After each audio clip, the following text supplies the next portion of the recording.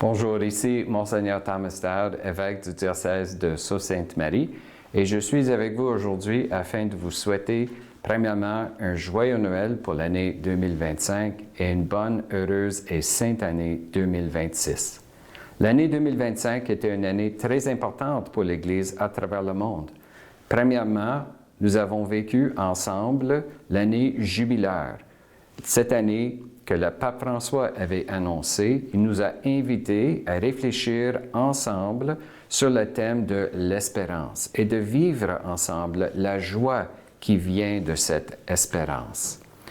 L'année 2025 était aussi une année importante parce que malheureusement nous avons perdu le pape François. Il est décédé pendant cette année. Nous avons vécu sa mort, mais aussi l'élection de son successeur, le pape Léon, qui est maintenant notre leader pour l'Église catholique à travers le monde, et nous continuerons à cheminer avec lui. Le pape François avait invité aussi l'Église à travers le monde à cheminer sur la voie de la synodalité, une approche, comment vivre ensemble notre appartenance à l'Église catholique, du pape jusqu'à toutes les extrémités de la terre, tous les membres de l'Église ensemble. Un temps de discernement, de voir comment nous pouvons être l'Église en chemin, sur la même route, vivant tous ensemble la même mission. Donc l'année 2026 va être une année dédiée à la récolte de tous ces fruits, les fruits de la jubilée, les fruits de la synodalité, et nous allons poursuivre ce cheminement tous ensemble. Alors, pour l'année 2025, pour Noël, je vous souhaite, comme j'ai dit, un joyeux Noël. J'espère que pour vous, ça va être un temps de paix et de joie en famille, avec vos proches. Et pour l'année 2026, je vous souhaite une année pleine de joie, surtout l'espérance que notre jubilé nous offre comme thème, pas juste pour une année, mais pour le reste de nos jours. Que Dieu vous bénisse. Amen. Le premier Noël, tous les anges du ciel virent quelques bergers endormis dans les champs. Ils gardaient leurs blancs moutons. Merci, Monseigneur, pour votre message des fêtes et bienvenue aux gens qui nous écoutent. La dernière fois qu'on s'est rencontrés, Monseigneur, on a promis aux gens qu'on parlerait de votre rencontre avec le pape. Alors, avant de parler de l'année jubilaire, il faut absolument se rendre là, mais aussi, vous étiez à Rome pour des raisons très particulières, pour le Conseil œcuménique des Églises. Alors, peut-être nous renouveler la mémoire, c'est quoi le Conseil œcuménique des Églises au niveau national, international, pour juste nous mettre un peu au courant. Très bien. Alors, au début de septembre, j'étais à Rome, effectivement, pour une rencontre. C'est un groupe de travail des catholiques de l'Église catholique du Vatican avec le Conseil mondial des Églises, ou Conseil œcuménique. C'est un regroupement de plusieurs églises de travers le monde, des églises protestantes, des églises orthodoxes, et bien sûr, c'est un groupe de travail conjoint avec l'Église catholique, donc ça ramasse pas mal de monde. Et le but, c'est de faire le dialogue et de travailler différents projets dans ce dialogue. Je suis co-modérateur de ce groupe. Il y a un autre co-modérateur qui est nommé par le Conseil mondial des Églises. Et nous étions à Rome. La dernière fois qu'on a fait une rencontre en session plénière, on était à Genève, qui est le siège social du Conseil mondial. Donc, cette fois-ci, on était au siège social de l'Église catholique. Et on a eu la chance de faire des rencontres, mais aussi de visiter. Nous avons vu, par exemple, les fouilles archéologiques en dessous de la basilique Saint-Pierre, où ils ont trouvé le tombeau original de Saint-Pierre avec les restes de Saint-Pierre lui-même. C'était extraordinaire comme moment spirituel. Et on a fait aussi une rencontre avec le pape Léon. C'est là où je l'ai rencontré pour la première fois en personne. Lui avait son audience avec les pèlerins, mais avant d'apparaître sur la scène devant des milliers de personnes, il est venu nous rencontrer. Un petit groupe, juste une vingtaine, quelques personnes ensemble pour voir le pape et pour recevoir de lui son encouragement. Puis quand on le voit, peu importe si c'est une photo ou si on le voit en vidéo, il paraît tellement comme un homme calme, serein. C'est quand même impressionnant. Je trouve qu'il est très humble aussi. Tu peux voir son humilité à travers ses discours. Effectivement, dans la rencontre qu'on a eue avec lui, je me dis, j'ai l'impression qu'il était toujours surpris d'avoir été élu pape. C'est comme s'il absorbait toujours le fait qu'il soit pape. C'était sa première rencontre avec notre groupe. Pour lui, les mois depuis son élection, ça doit être toute une série de premières choses, premières occasions à faire ci ou à faire ça. Donc, c'est un temps de grande découverte pour lui, mais pour nous aussi. Comme j'ai dit, ça nous a donné la chance de rencontrer le pape. On a reçu son encouragement et j'espère que la rencontre était aussi un encouragement pour lui. Et vous avez eu la chance de lui parler individuellement? Oui, quelques mots. En anglais? Moi, je me suis présenté. L'anglais, c'est la langue du travail de notre groupe. Moi, j'ai eu la chance de lui parler un peu, juste pour me présenter et bien sûr parler de notre beau diocèse. Avez-vous demandé pour une émission à l'Église diocésaine? Vous savez, lui, il vient de Chicago. Oui. Donc, il connaît bien Sault-Sainte-Marie, mais Michigan. Alors, je voulais exprimer que oui, je suis de Sault-Sainte-Marie, l'évêque de Sault-Sainte-Marie, mais Canada. Wow!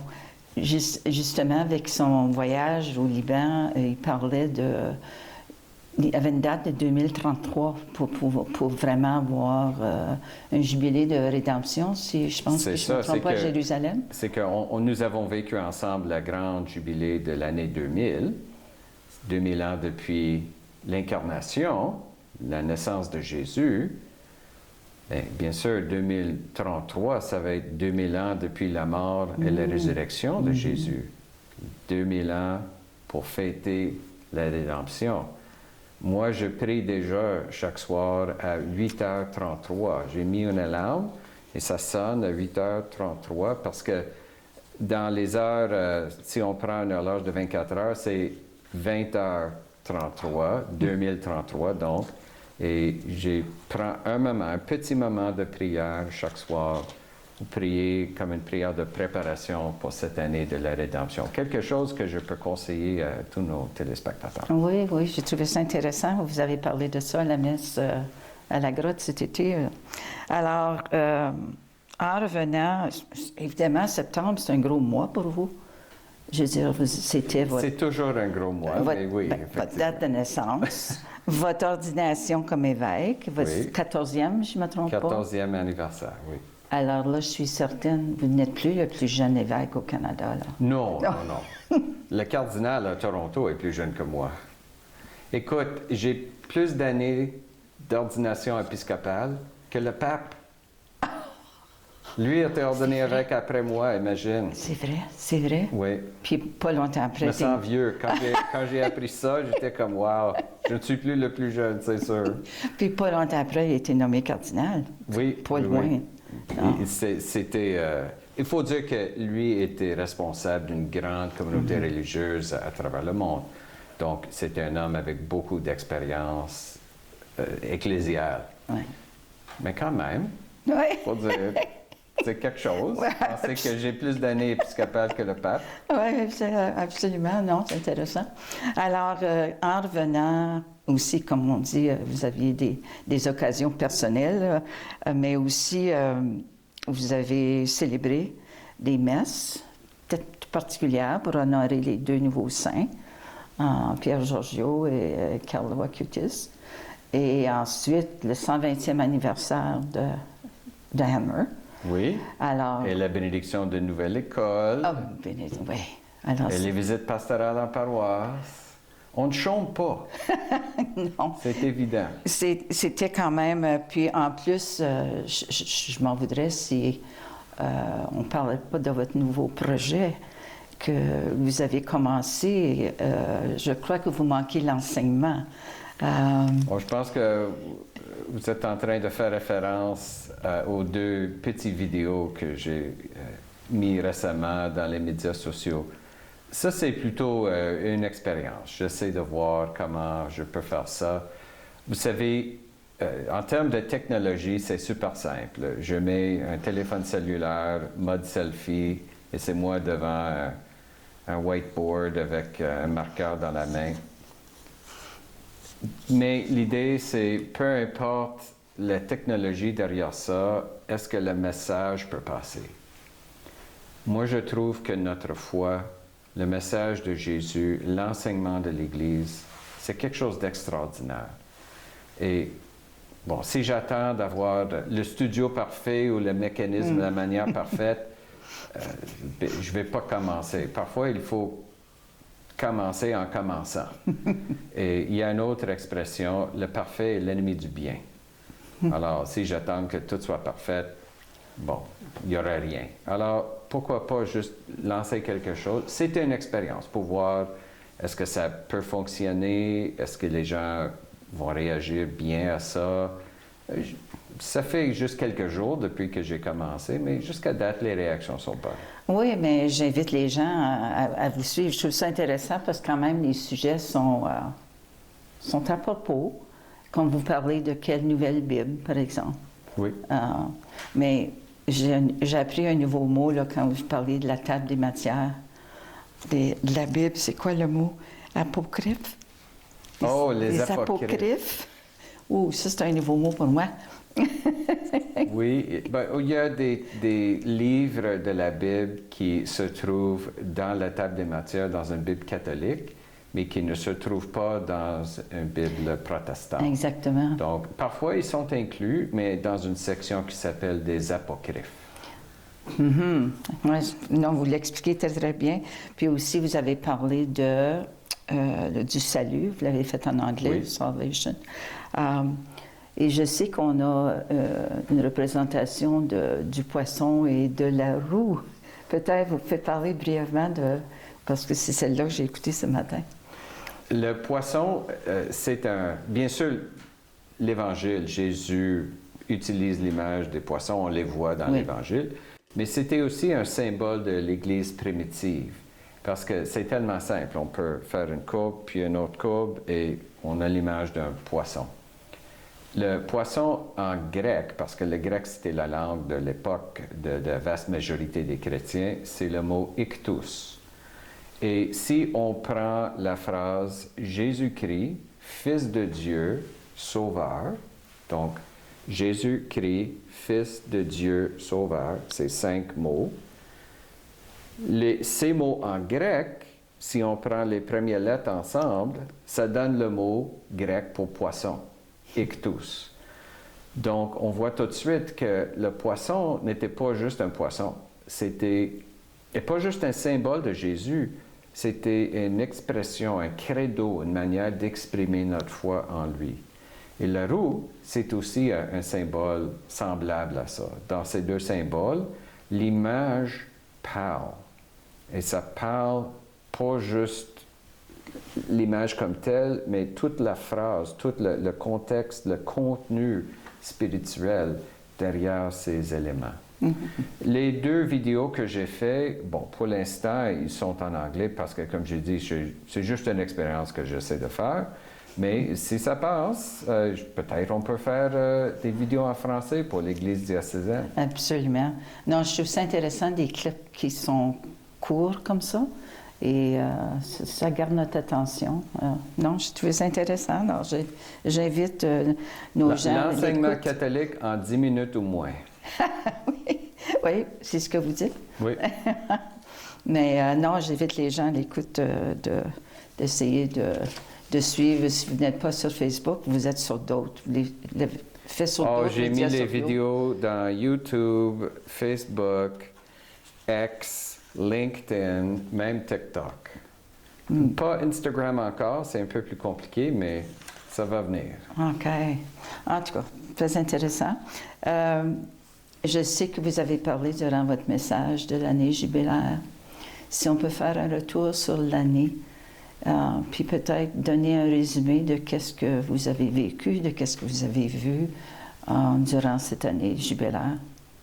Pour moi, il y a toutes sortes de choses, bien sûr. Pour moi, l'expérience, je pense, la plus grande, c'était le pèlerinage que j'ai fait avec les jeunes adultes de notre diocèse à Rome, où j'ai vu le pape, j'ai concélébré la messe avec lui, mais devant 1 million de pèlerins. Mais c'était aussi une occasion pour moi de mieux connaître les jeunes de notre diocèse, d'avoir la chance de voyager avec eux, de parler avec eux, de partager avec eux. C'était vraiment une belle expérience. Mais pour moi, tout le thème de l'espérance est très important. J'avais commencé à écrire des lettres pastorales sur l'espérance. Malheureusement, j'ai eu quelques ennuis de santé, alors j'ai été obligé de suspendre ça.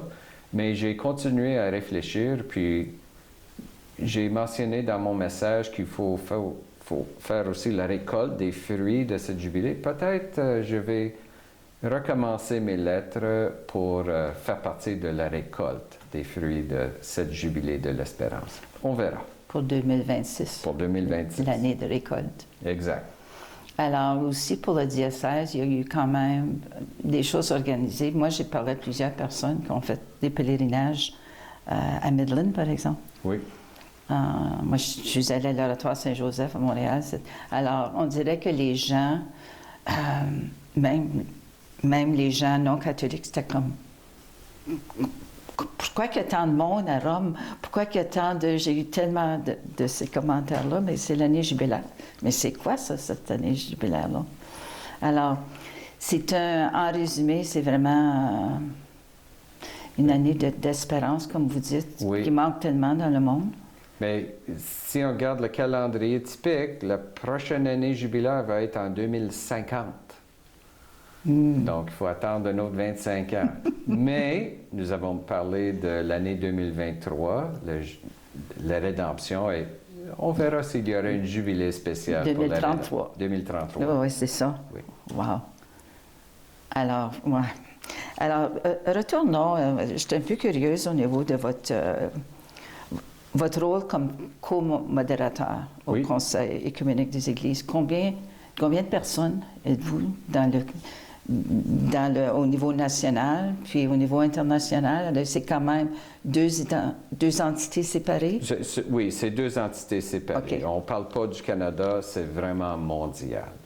Et comme j'ai dit, c'est deux partenaires, le Conseil mondial des Églises et le deuxième, c'est le Vatican. Donc, il y a comme 12 membres de chaque côté. OK. 24 en total, avec, je pense, des secrétaires. Le nombre exact varie parce que parfois, il y a quelqu'un qui doit démissionner, un autre qui est nommé, mais autour de ça. Et ce sont des gens qui viennent de partout dans le monde, des différentes confessions, comme j'ai dit, mais aussi de différentes régions du monde. Nous avons un évêque anglican qui vient de Nouvelle-Zélande, qui est membre de ce dialogue. Nous avons une sœur qui vient de l'Inde, un professeur qui vient d'Allemagne, même un évêque qui vient de Sault-Sainte-Marie. Et au niveau de la synodalité, ça vous ne touchez pas ça, là? C'est pas dans le mandat du Conseil écuménique, là? Non. C'est vraiment l'unité des chrétiens. L'unité des chrétiens, le dialogue et la question de la synodalité, bien sûr, ça nous touche tous parce que c'est un sujet que toute l'Église est en train d'aborder. Je suis membre d'un comité ad hoc national pour le Canada afin de voir comment est-ce qu'on peut implanter toutes ces prises de conscience sur la synodalité au niveau du Canada. Mais le travail de notre comité vient juste de commencer. Si on retourne... Comme tu dis, on ne chôme pas. Non, exactement. j'ai été quand même frappée. Je retourne, je fais un peu du coq à l'âne, mais je retourne au voyage du pape Léon au Liban. Il parlait français. Alors, Oui. Alors, ça j'ai trouvé ça intéressant. Mais aussi toute l'unité, le dialogue, puis l'amitié qu'il veut vraiment développer entre les musulmans et les chrétiens. Ça, c'est évident que ça rentre dans votre rôle au Conseil œcuménique, je veux dire, à un moment donné. Non, pas tellement. Non, le dialogue œcuménique, c'est entre les différents groupes chrétiens. Les musulmans sont une autre religion. Donc, ça, c'est le dialogue interreligieux. Le pape est allé au Liban, mais il est aussi allé en Turquie avant, pour le 1700e anniversaire du Concile de Nicée, où il a rencontré le patriarche œcuménique des orthodoxes. Il a aussi, bien sûr, rencontré des musulmans. Turquie, c'est un pays musulman. Alors, il y a tous ces moments de dialogue et de rencontre qui sont très nécessaires et l'appel à l'unité qui est très important. Oui, tu vois qu'il tient à cœur. Alors, 2026, une année de récolte. Oui. Comment est-ce que vous avez, comment vous voyez ça au niveau de continuer comme pèlerin d'espérance? Est-ce que vous auriez un message pour les gens de continuer à aider, évidemment, nos vulnérables? Et, je veux dire, qu'est-ce qu'on veut récolter? Qu'est-ce qu'on veut encourager? Il y a bien sûr toute notre implication sociale dans l'Église. J'aimerais voir comment est-ce que nous pouvons travailler ensemble pour aider nos jeunes. La rencontre que j'ai eue à Rome avec nos jeunes qui sont tellement entourés de messages différents qui viennent de toutes sortes de sources fiables ou moins fiables. Comment est-ce qu'on peut aider la jeunesse à découvrir la joie de l'Évangile, la joie de cette relation avec Dieu, à travers nos écoles, mais aussi en dehors de nos écoles. Comment est-ce que nous pouvons vivre ça ensemble? C'est un peu ça ma question. Oui, je regardais justement... Et peut-être Carlo Acutis, Pierre Giorgio, les canonisations qu'on a vécues, ça fait partie de ça. Oui, j'écoutais justement le pape qui adressait les 15 à 16 000 jeunes aux États-Unis à National Catholic Conference, Youth Conference. Puis, nos jeunes sont vraiment... sont tellement sensibilisés à qu'est-ce qui va mal dans le monde. Les questions que les 5 jeunes ont posées au pape, je veux dire, tu vas voir, c'était réfléchi. C'était vraiment... comme si, en tout cas, c'était... j'ai beaucoup aimé ça. 80 journalistes sur son avion, Monseigneur. 80 journalistes. Alors, il va être quand même prête à répondre à des questions, etc. En tout cas, bien, merci beaucoup, Monseigneur. Toujours un plaisir. Encore une fois pour cette entrevue. Puis, on vous souhaite bonne chance avec votre petit projet de médias sociaux. Et, on verra la suite. Oui, définitivement. Alors, et on souhaite définitivement un joyeux Noël à nos téléspectateurs, téléspectatrices. Alors, et on vous voit l'année prochaine. L'année prochaine. À la prochaine.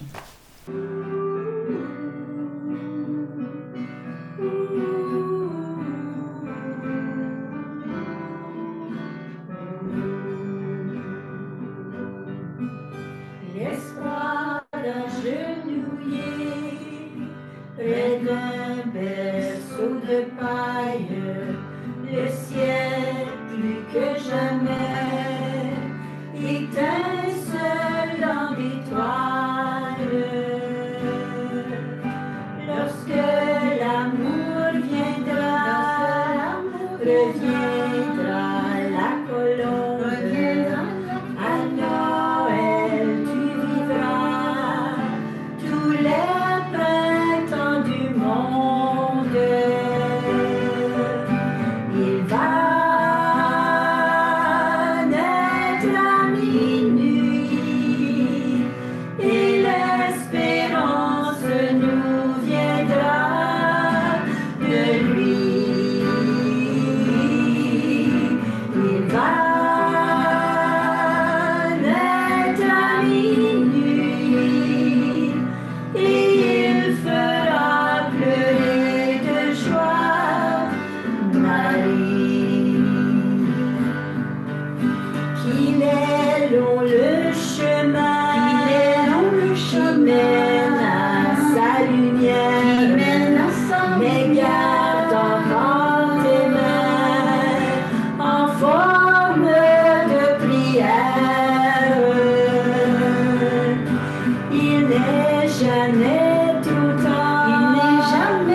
Père, jamais confiance avec les ce soir.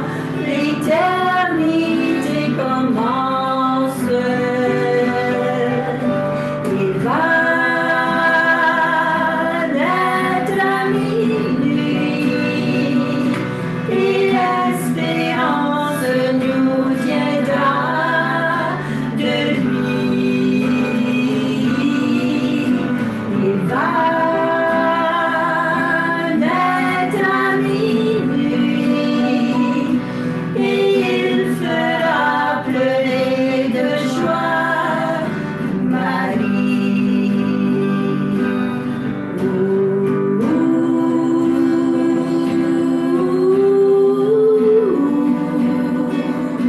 Il fera pleurer de joie